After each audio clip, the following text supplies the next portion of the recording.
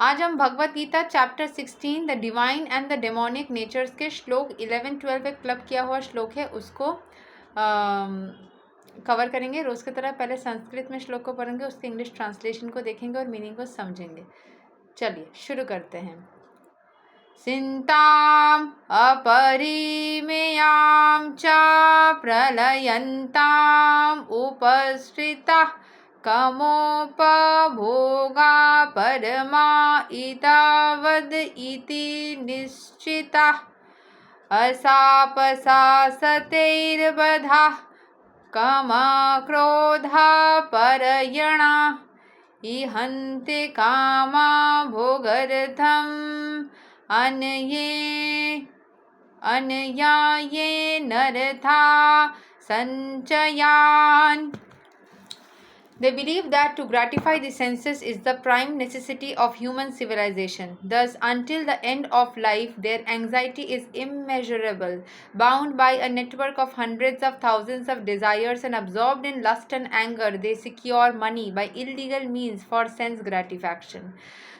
यहाँ पे बोला गया है कि लोग, ये तो सच्चाई में गलत काम है बट बहुत सारे लोग करते हैं, स्पेसिफिकली जो सेल्स में रहते हैं वो बहुत करते हैं, झूठ बोल के पैसा लेना, which is not right, creates bad Karma.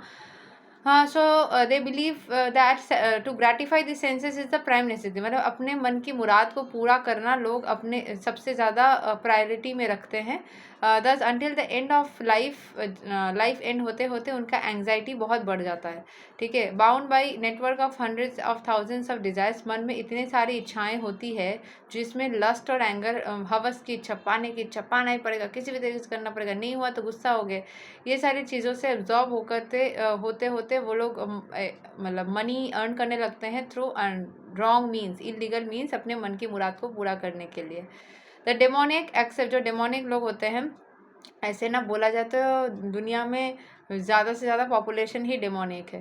Accept that the enjoyment of the senses is the ultimate goal of life and this concept they maintain until death, तो यही कंसेप्ट में वो रहते हैं। They do not believe in the life after death and they do not believe that one takes on different types of bodies according to one's karma और activities in the world. Their plans for life are never finished and they go on preparing plan after plan, all of which are never finished. याद रखना, किसी एक कर्म से total balance sheet नहीं बनती, कुछ अच्छा कुछ बुरा करके टोटल बैलेंस शीट जो बनती है उस हिसाब से डिसाइड होता है कि आपके साथ में क्या होगा। अगर आपने बहुत ज़्यादा अच्छा कर्म किया है और साथ साथ कुछ बुरा कर्म की भी किया है, प्लस माइनस होके फाइनल रिजल्ट जो होगा उसका ही इफेक्ट आपको मिलेगा।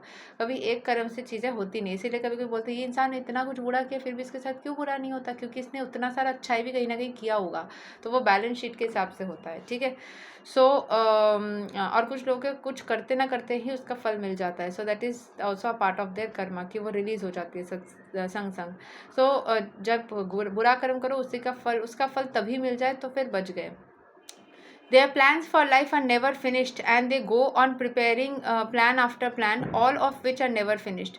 We have personal experience of a person of such demonic mentality who even at the point of death are requesting the physician to prolong his life for 4 years more because his plans were not yet complete. Such foolish people do not know that a physician cannot prolong life even for a moment. जो physician है वो हमारे life को चला करके रखे, ये possible नहीं है। फुलिश लोगों को लगता है डॉक्टर के वजह से हम बच गए, डॉक्टर के वजह से नहीं, वो डॉक्टर तो वही अच्छा डॉक्टर जो होगा वो वही करेगा ना जो उसको करना चाहिए।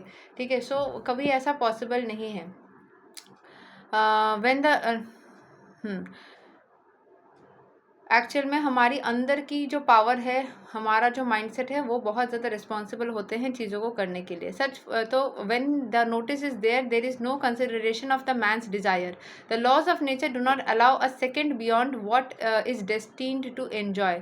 तो लॉ ऑफ नेचर जो है वो हम लोगों को do not allow a second beyond what one is destined to enjoy. The demonic person who has no faith in God और the super soul within himself performs all kinds of sinful activities simply for sense gratification. Sense gratification के लिए वो अपने हिसाब से चीज़ें करते हैं जिससे कि उनके लाइफ में बहुत सारे पाप कर्म वो करते हैं अपनी इच्छाओं को पूरा करते करते। ही डज नॉट नो, मतलब झूठ बोल दिया, ये कर दिया, वो कर दिया। ठीक है, सो He does not know that there is a witness sitting within his heart. The super soul is observing the activities of the individual soul. Super soul जो है उसके अंदर ही बैठ करके उसको देख रहे हैं. As it is stated in the Upanishads, there are two birds sitting in one tree. One is acting and enjoying or suffering the fruits of the branches, and the other is witnessing. एक दो पक्षी है तो एक बस देख रहा है, दूसरा एंजॉय कर रहा है.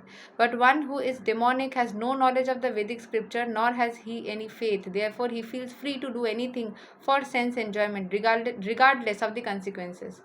तो लोग क्या करते हैं ना कि अपने लाइफ में ना चीज़ों को पाने के लिए कुछ भी करते रहते हैं. उनको लगता है कोई देख नहीं रहा है, बट अपने ही अंदर बैठ करके वो सुपर सोल जो भगवान जो है ना वो सब कुछ देख रहे हैं, उस हिसाब से कर्म का फल भी देंगे.